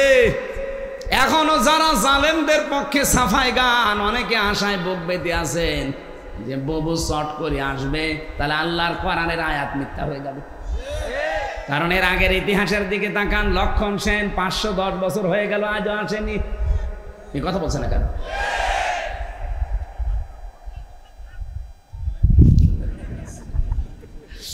আমি যতগুলো দেখলাম ইতিহাস, একটাও ফিরে আসেনি। আশরাফ ঘানি, বাশার আল আসাদ, এই কথা বলছে না কেন? এই জন্য আশায় যারা বুক বেঁধেছেন ও গুড়ে বালি, ওটা বাদ দেন। ওটা বিশ্বাস করে বসে থাকলে কোরআনের আয়াত পাল্টিয়ে যাবে। আল্লাহ বলেন জালেমদের শিকড় কাটা হয়ে গেছে, এ আপনি জোড়া দেবেন কি করে? কেটেছে কে তাই তো কেউ জানে না। আর একজন বলছে আল্লাহ, এই আপনি আন্দাজ বললেন কেন? আল্লাহ কাটেনি, কে কেটেছে কেউ জানে না। আপনি চিন্তা করতে পারেন এইটা কি, কোন ইউনিয়ন এটা? লালপুর। এই লালপুর ইউনিয়ন পরিষদের দারওয়ান থেকে সংসদ পর্যন্ত থরে থরে জালেমদের সব সাজানো ছিল। আমি রিমান্ডে 10 প্রকার মানুষ পেয়েছিলাম। 10 প্রকারই ওদের। মামলার আয়ু ওদের, যে মামলার প্রসিকিউটর সে ওদের, বিচারপতি যে বিচার করবে রায় দেবে সে ওদের, যে জজ রিমান্ড ডাকবে সে ওদের, যারা রিমান্ডে প্রশ্ন করবে তারা ওদের, যে ঘরের ভেতরে নিয়ে টর্চার করবে সেইটা ওদের, যে রায় দেবে সে ওদের। আমার পক্ষে কে আছে? আরে ভাই আল্লাহ তো আছে, একজন আছে, উকিল। একটা উকিল দাঁড়ায় তো ওর কথা শুনলেও চলে, না শুনলেও চলে। এই ছিল দেশের বিচার ব্যবস্থা। আর মানুষকে শোনায় তো আমরা ন্যায় বিচার কায়েম করছি। বাংলাদেশে যদি এই হয় ন্যায় বিচার, তা আমি কোন কারণে 3 বছর জেলে ছিলাম আমারে জবাব দেন। আমারে আপনারা মামলা দিয়েছিলেন যে আমি নাকি আনসারুল্লাহ বাংলা টিমের প্রধান। কি ও ছাতা ও জীবনে জানি না। আনসারুল্লাহ বাংলা টিম কি ও ছাতা জানি না, অথচ আমারে প্রধান বানিয়েছে। জেলের ভেতরে যাওয়ার পরে একজনের সাথে দেখা হয়েছে, ও 17 বছর জেলে আছে। ওর নাম আব্দুল মতিন, ও আছে আল্লাহ দলের প্রধান সারা বাংলাদেশে। বললাম ভাই আপনি তো আল্লাহ দলের সভাপতি, সেক্রেটারি কে? বলছে আমার সেইনি। আপনি সভাপতি, আপনার সেইনি সেক্রেটারি, আর কেমনে? এই দেশে জঙ্গি ছিল। এই জন্য ডক্টর এনায়েতুল্লাহ আব্বাসী হেফাজত ইসলামের সমাবেশে 3টা প্রস্তাব দিয়েছে যে আবেগের ছলে হলেও কেউ যদি ইসলাম এবং মানবতা রসুল নিয়ে এই বাংলাদেশে কথা বলতে যায়, তাকে আইনের আওতায় এনে কঠোর শাস্তি দেওয়া লাগবে। এটা আমরা চাই না। আপনি অধিকারের নাম নিয়ে রসুলকে গালি দেবেন, আল্লাহর কোরআনের আয়াত বিকৃতি করবেন, এটা আর সামনে যেন না হয়, এই আইন পাশ করা লাগবে। 2 নম্বরে উনি বলেছিলেন এই দেশে যারা নবীকে বিশ্ব নবী শেষ নবী মানে নাই, কাদিয়ানি যারা, এদেরকে রাষ্ট্রীয়ভাবে অমুসলিম ঘোষণা করা লাগবে। শোনেননি এটা? কথা বলছেন এখানে। আমরা এই দাবির পক্ষে আছি না? কোরআনে কারিমের শুধু 1 আয়াতের 4 ভাগের 1 ভাগ, মা কানা মুহাম্মাদুন আবা আহাদিম মির রিজালিকুম ওয়ালাকির রাসূলুল্লাহ, এই পর্যন্ত ঠিক আছে। ও খাতামান নাবিয়্যিন, নবী যে শেষ নবী, এইটা কাদিয়ানিরা মানে না। ওরা বলে যে মা কানা মুহাম্মদ ঠিক আছে, আলা আহাদিম মির রিজালিকুম এটা ঠিক আছে, ওয়ালাকির রাসূলুল্লাহ এটাও ঠিক আছে। কিন্তু ওয়ালাকির রাসূলুল্লাহর পরে ওয়া খাতামান নাবিয়্যিন, উনি শেষ নবী, এটা ঠিক নেই। শেষ নবী হচ্ছে গোলাম আহমদ কাদিয়ানী। এতটুকু অস্বীকার করার কারণে কাদিয়ানিরা কি বলেন? বলেন আমরা চাই তাদেরকে অমুসলিম ঘোষণা রাষ্ট্রীয়ভাবে করা হোক। বারবার কিন্তু আহ্বান জানানো হয়েছে এই 92% মুসলমানের দেশে। হ্যাঁ, তারা অমুসলিম হয়ে থাক, তারা ইহুদি, খ্রিস্টান, বৌদ্ধ, মুশরিক, হিন্দু, মাজুসি এদের মতো থাকবে, কোনো অসুবিধা নেই। কিন্তু আপনি মসজিদ বানাবেন, আজান দেওয়ার সময় এই যে দর্শনা, চুয়াডাঙ্গা দর্শনা উথলি একটা মসজিদ আছে কাদিয়ানীদের, ওরা মোহাম্মদুর রাসূলুল্লাহ আজান দেয় না, আহমদ গোলাম আহমদ কাদিয়ানী এই শব্দ আজানের মাঝে জুড়ে দেয়। এজন্য বারবার আমরা কিন্তু বিভিন্ন কায়দায় আহ্বান জানিয়েছি। আপনারা যদি গন্ডারের চামড়া নিয়ে থাকেন, সে গন্ডারকে নাকি কাঁতুকুতু দিলে 3 দিন পরে টের পায় যে আমার কাঁতুকুতু দিয়েছে। তো এদের অবস্থা যদি এই হয়, জুলাই আগস্ট কিন্তু শেষ হয়ে যায়নি, আবার 1-1.5 মাস পরে আরম্ভ হবে। যারা দায়িত্বে আছেন আপনারা জুলাই আগস্টের ফসল, জনগণ ছাত্র জনতা আপনাদেরকে জায়গায় বসিয়েছে, সুতরাং এ দেশের মানুষের সেন্টিমেন্ট বুঝবেন। উল্টাপাল্টা সিদ্ধান্ত নিয়ে বিভিন্ন কল কাঠি যারা নাড়াচ্ছে তাদের কথা শুনে আবার দেশটা অস্থিতিশীল করবেন, নিজেও থাকতে পারবেন না, আমাদের কপালেও আগুন লাগাবেন। কি আমাদের দেওয়ালে ফিট ঠেকে গেলে তো তখন আর কামড় দেওয়া ছাড়া উপায় থাকবে না। কথা বলেন না কেন?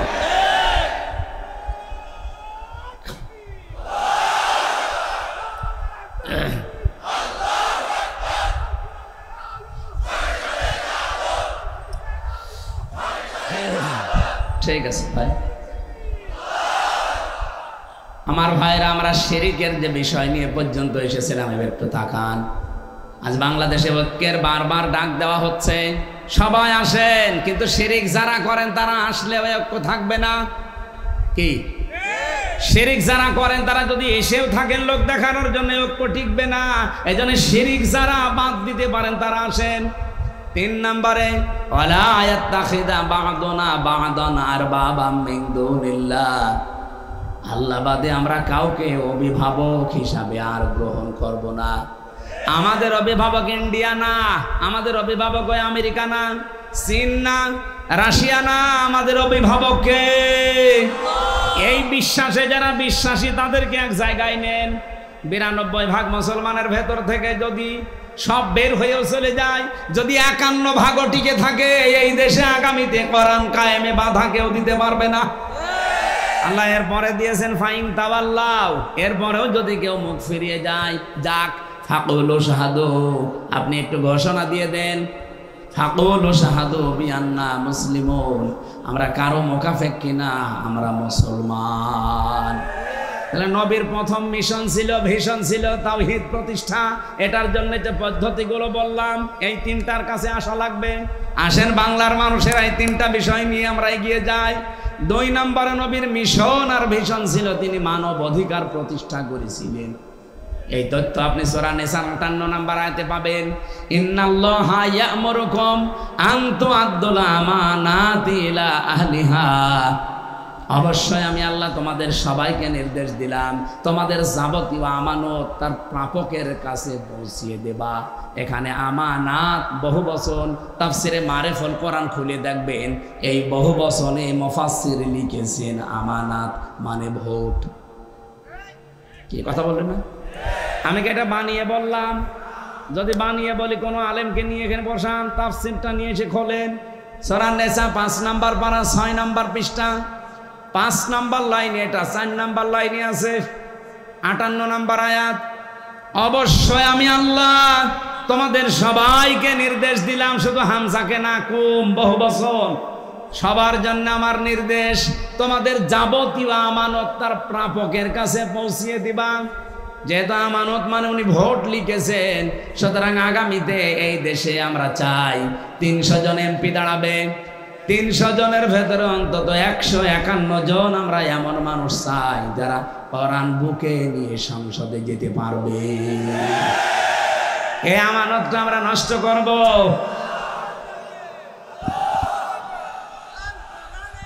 এই আমার কথা বলতে দিন ভাই।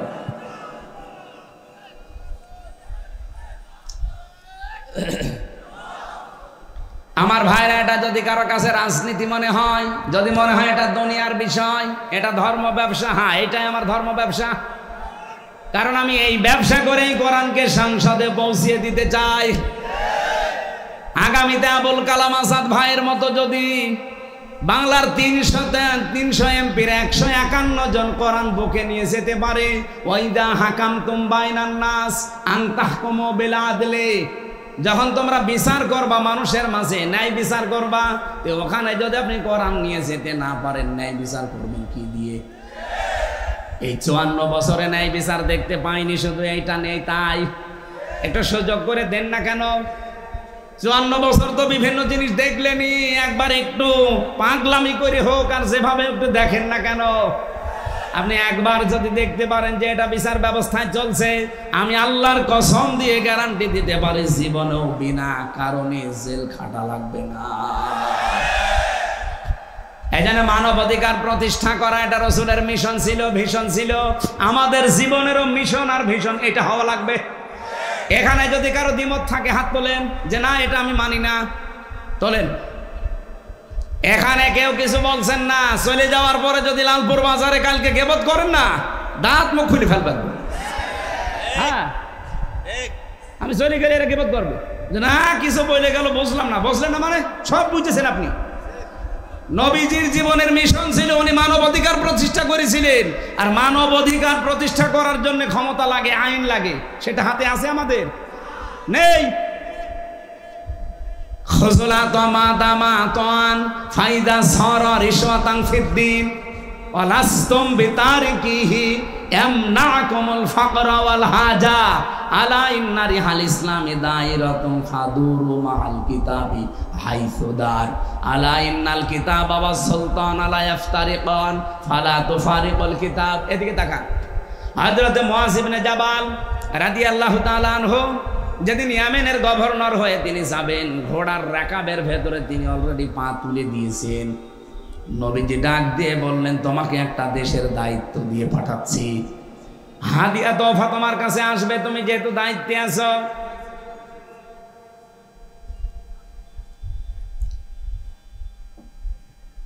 আমার আলোচনায় কোনো প্রশ্ন থাকলে বলেন তো, আগে বলেন। আমি তো নিজের বাবার একটা কথাও বলি না, যা বলেছি এর পেছনে দলিল দিয়েছি।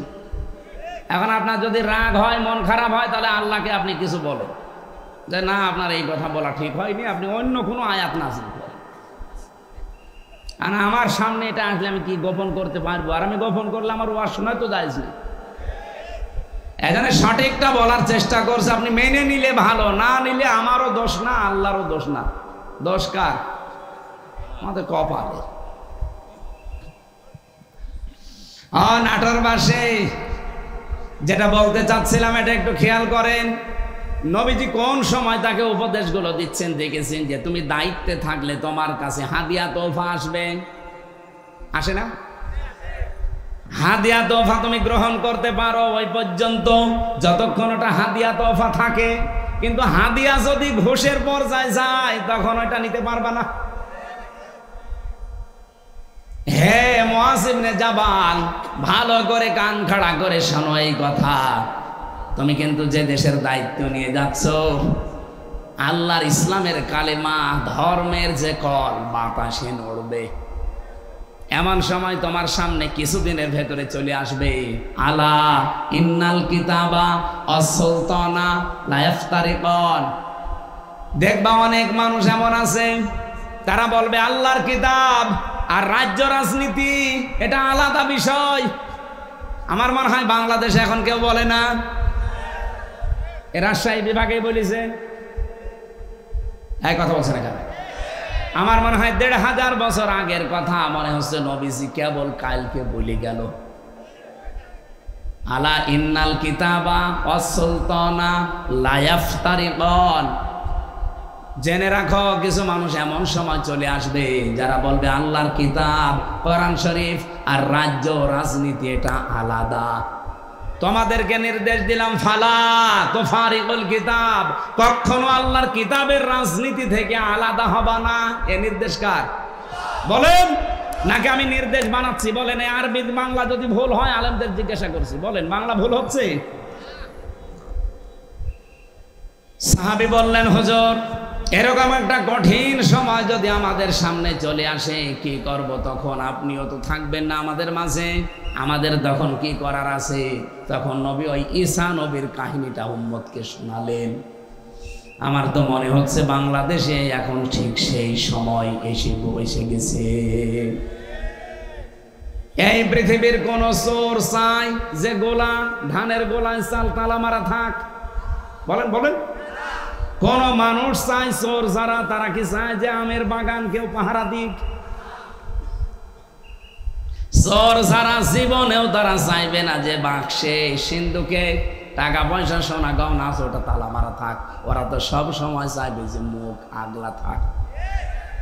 এই পৃথিবীতে যদি সত্যি যারা আসল চোর, তারা কখনো চাইবে না যে এই দেশে যারা ন্যায় পরায়ণতা কায়েম করতে চায় এই মানুষগুলো ক্ষমতায় যাক। কারণ এরা ভালো করে জানে এরা গেলে আমার হাত থাকবে না, কারণ আমি যত চুরি করেছি। এই বাংলাদেশে অনেক চোর আমার মনে হয় স্বভাবে করে না, অভাবে করে, সেগুলো মাফ। কিন্তু যারা স্বভাবে করেছে এদেরকে আল্লাহ মাফ করতে নিষেধ করে দিয়েছে, তাদের হাত কাটার নির্দেশ দিয়েছে। আপনি সালমান এফ রহমানের কি ৩৬,০০০ কোটি টাকা ওর চুরি করা, ওটা কি অভাবে না স্বভাবে? কয়েকদিন আগে মালয়েশিয়া এক লোককে দেখি নিচে বসে বসে চা খাচ্ছে, এসে বললাম কি এখানে? বলছে হুজুর আমরা আগেই পালিয়েছি। আপনি পালালেন কেন? আপনার না ৬২০টা বাড়ি, ওই যে চট্টগ্রামের ওইটা ৬২০টা বাড়ি বানিয়েছেন আপনি। এই মালয়েশিয়ায় আপনার সাহেব পাড়া আছে আপনার নামে, আপনি সাহেব পাড়ার মালিক, বেগম পাড়ার মালিক, আপনি সেকেন্ড হোম হিসাবে এখানে বানালেন। এই সিঙ্গাপুরে বাড়ি আছে, থাইল্যান্ডে বাড়ি আছে, মালয়েশিয়া বাড়ি আছে, কত দেশে আপনার বাড়ি, কিন্তু আজ আপনি থাকতে পারেন না বাড়িতে। ওগুলো সব তালা লাগিয়ে থাকেন আপনি এখন এই হোটেলে। ধরে রাখবো কি করে? আমি বললাম আপনি সাহেব পাড়ায় যেতে পারেন না, বলছে ওখানে যাব। বাংলাদেশের ২০ লাখ মানুষ এই মালয়েশিয়া আছে, আমারে যদি দেখে তো ভর্তা বানিয়ে ফেলবে। এই জন্য চুরি চুরি করে আসি, মাঝে মাঝে নামি আবার উঠে পড়ি। কি জীবন, জেলখানার মতো হয়ে গেছে। কয়দিন থাকবে ভাবে? একদিন না একদিন তো আপনি কারো সামনে পড়বেন। আমার সামনে যেমন পড়েছিলেন, বলছে দোয়া করি। কিসের দোয়া? আপনি হ্যাঁ, আপনার জন্য দোয়া আসবে। ৬২০টা বাড়ি বানিয়েছেন আপনি, তা বাবার টাকা দিয়ে যদি বানাতেন, সব তো জনগণের টাকা। এগুলো কিন্তু চুরি করেছে অভাবে না, কিসে? মানবাধিকার প্রতিষ্ঠার জন্য আল্লাহ এই জন্য আমানত শব্দের পরে দিয়েছেন ওয়াইদা হাকামতুম বাইনান নাস, যখন মানুষের ভেতরে বিচার করবা, আনতাহকুমু বিল আদলি, তখন ন্যায় বিচার করবা। বাংলার মানুষেরা বারবার এটা আমরা ক্লিয়ার করার চেষ্টা করছি। এই দেশে যতদিন আল্লাহর বিধান আমরা মানুষের ভেতরে কায়েম করতে না পারবো, ন্যায় বিচার শুধু ওয়াজের দ্বারা সম্ভব না। এইটা আপনার বুঝতে যত দেরি করবেন তত ন্যায় বিচার পেতে দেরি হয়ে যাবে। নবীদের মিশন এইটাই ছিল, ৩ নাম্বার নবীর মিশন ছিল দিন যেন জমিনে কায়েম হয়। এই জন্য আমার খুতবার ভেতরে এই কথাটা ছিল, ওয়ানাশহাদু আন্না মুহাম্মাদান আবদুহু ওয়া রাসূলুহু আল মাবউসু ফিনা বিল হুদা ওয়া দীনিল হক লিইয়ুযহিরাহু আলাল আদিয়ান। আল্লাহ পাক বলেন এমন নবীর সাক্ষী তোমরা দিলে যিনি আমার বান্দা এবং আমার রাসূল, যাকে আমি দ্বীনে হক দিয়ে সত্যের বিধান দিয়ে তোমাদের ভেতরে পাঠিয়েছি। কেন? লিইয়ুযহিরাহু, এজাহার মানে এখানে বহু আলেম আমার মনে হয় জিজ্ঞাসা করলে এজহার মানে বলবে স্পষ্ট করা না। এখানে আবিদা আধুনিক অর্থে এজহার মানে বিজয় করা। এজহার মানে আল্লাহ বলেন লিইয়ুযহিরাহু আলাল আদিয়ান, যত দিন আছে দুনিয়ায়, যত ধর্ম আছে, এখন ধর্ম দুনিয়ায় কত? ৪,৫০০ ধর্মের ভেতরে ইসলামকে দাঁড় করানো লাগবে বিজয়ী রূপে। এ ঘোষণাকার বলেন বলেন। আর ইসলামকে দাঁড় করাতে হলে নবীজি যদি ১৩ বছর মার খাওয়ার পরে ১০ বছর কোরআন দিয়ে রাষ্ট্র চালাতে পারে। কিছু মানুষ বলে হুজুর ১৩ বছরের কথা বলেন, ওই ১০ বছরের কথা বলার দরকার নেই। কেন? ১৩ বছর শুনতে আপনার ভালো লাগছে, নবীজি মায়ের খেয়েছিলেন, আর ১০ বছর যে এইটা দিয়ে রাষ্ট্র চালিয়েছিলেন প্রধানমন্ত্রী হয়ে, ওইটা আপনার ভালো লাগে না মানে? সিরাত ইবনে হিশামে দেখবেন নবীর জীবনীকে ৪ ভাগে ভাগ করা হয়েছিল। মক্কার জীবনটা প্রথমে ৩ বছর, এরপরে ৫ বছর, এরপরে ২ বছর, এরপরে ৫ বছর, না এরপরে ৩ বছর, সব মিলে কত? ১৩ বছর।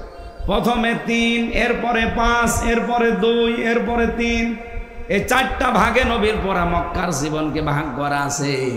আমি বাংলাদেশের সাথে অলরেডি এটা মিলিয়ে দেখেছি, আমরা এখন এই ৪ নাম্বারটায় আছি। কি কথা বলেন এখন?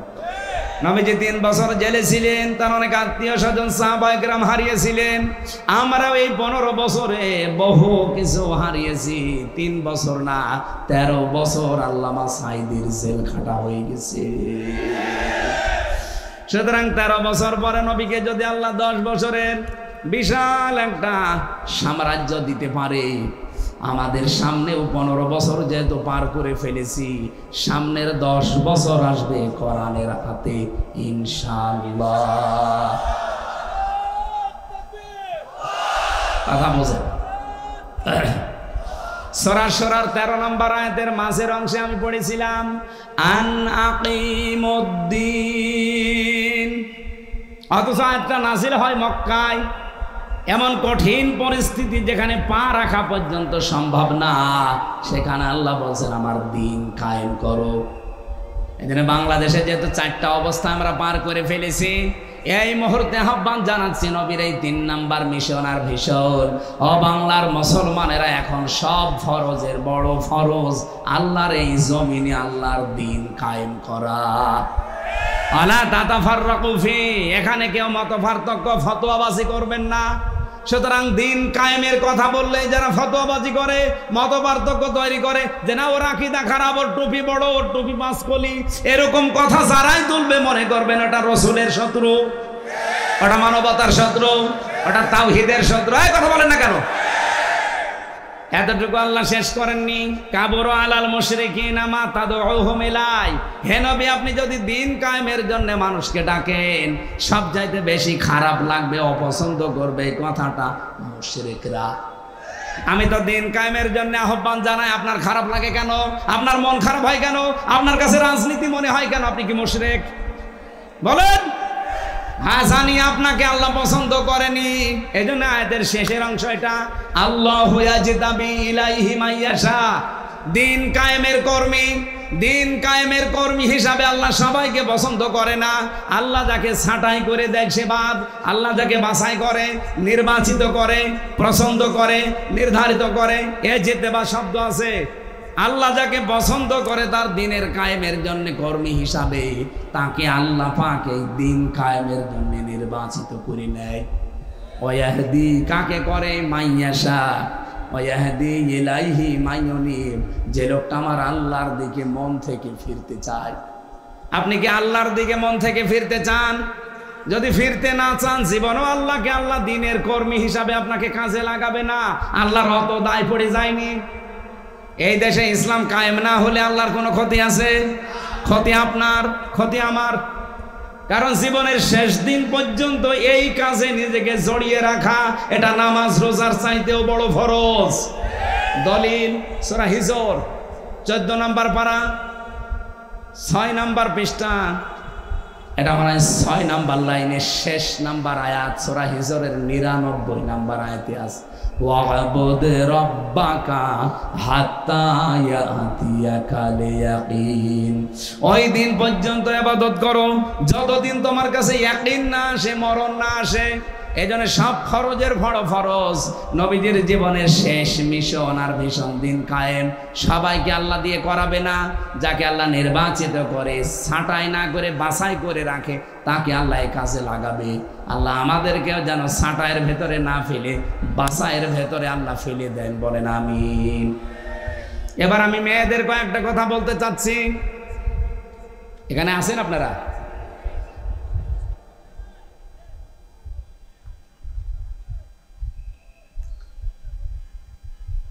মেয়েরা এসেছে না? সম্মানিত মা বোনরা, কয়েক মিনিট আপনার জন্য আমি শিক্ষামূলক কয়েকটা কথা বলতে চাই। মাত্র 5টা মিনিট সময় দিচ্ছি। এই মাহফিলটা যেহেতু কাদা ছিল, এখানে পানি ছিল, এর আজকে আপনি ভিডিও দেখেছেন, আমার নিজেরই কেমন আফসোস লাগছিল যে কোরআনের জন্য এলাকার মানুষেরা এত কষ্ট করতে পারে। যার যতটুকু সামর্থ্য আছে আপনারা দিয়েছেন, আমি দেখেছি। বাড়ি যাওয়ার সময় শুধু ভাড়াটা বাদ দিয়ে এদের কাছে আপনারা একটু উৎসাহের জন্য দিয়ে যাবেন। এটা মাদ্রাসার মাহফিল না? যার যা আছে অবশ্যই দয়া করে এদের কাছে একটু দিয়ে যাবেন। আমি এরপরে মেয়েদের কথা বলার পর আমার একটা লিখিত বই আছে মেয়েদের উপরে, ওই এত বই নিয়ে এসেছেন। এটা আদর্শ নারী, মেয়েদের 6 জন আদর্শ নারী পৃথিবীতে আছে, তাদেরকে আদর্শ মানা যায়। এই বইটা মেয়েদের জন্য স্পেশাল ভাবে। আর দাম্পত্য জীবনের কলহ কেন হয়, এই যে মারামারি, গন্ডগোল, মনোমালিন্য কেন হয়, এটা কিভাবে মিটাবেন, সেই পদ্ধতিগুলো লেখা আছে। 120 পৃষ্ঠা লিখেছি, এটা জেলখানায় বসে বসে লেখা। আপনারা পারলে এই বইগুলো নিয়ে যান। আর সৃষ্টি জগৎ, এটা শিক্ষিত মানুষদের জন্য। সৃষ্টি আল্লাহ একেবারে ওই প্রথম থেকে শুরু করে, এটা সবার জন্য দরকার না, এটা শিক্ষিত মানুষদেরকে নিলে হবে। গাড়িতে পাওয়া যায়, যদি পান যাওয়ার সময় নেবে। এক হয় আপনাদের লোক কই ভেতরে? কি প্রশ্ন দিচ্ছে, আগে শেষ হোক। এক হয় আপনারা লোক কই ভাই? এই ব্যাগ যদি নাও নিয়ে যায়, আপনারা যাওয়ার সময় ওনাদের ওখানে দাঁড়িয়ে থাকবে যারা ড্রাম নিয়ে, তবে ব্যাগ নিয়ে ওই জায়গায় একটু দিয়ে দিন। মা বোনেরদের জন্য বলছি, একমাত্র একটাই ওয়াজ, খাদিজাতুল কুবরা এই 6টা মহিলার ভেতরে একজন। উনি জীবনে এক ওয়াক্ত নামাজ পড়েননি, একটা রোজা রাখেননি, জীবনে একটা দিন পর্দায়ও থাকেননি। তারপরও তাকে আল্লাহ সালাম দিয়েছেন, জীবিত অবস্থায় সালাম পাঠিয়েছে, এবং জান্নাতে ঘর বানিয়ে তার জন্য পাঠিয়েছে। একটাই মাত্র কারণ, তার পুরা জীবন পড়ে আমি পেয়েছি। কারণ এই বিধানগুলো উনি মানতে পারেননি কেন? এগুলো নাজিল হয়েছিল তার ইন্তেকালের পরে, এই জন্য তিনি মানতে পারেননি। তিনি জীবনে কোনোদিন একটা সেকেন্ডের জন্য স্বামীর মনে দুঃখ দেননি। এ কারণে আল্লাহ খুশি হয়ে তাকে সালাম পাঠিয়েছে। আপনাদেরকেও বলছি, দুনিয়ায় নামাজ পড়েন, রোজা রাখেন, কালো বোরকা পরে, স্বামীর যে হক, মর্যাদা, সম্মান, এটা রক্ষা করে দুনিয়ায় চলার চেষ্টা করেন। আল্লাহ খাদিজাতুল কুবরার সাথে যেন জান্নাতুল ফেরদাউসে জায়গা করে দেন।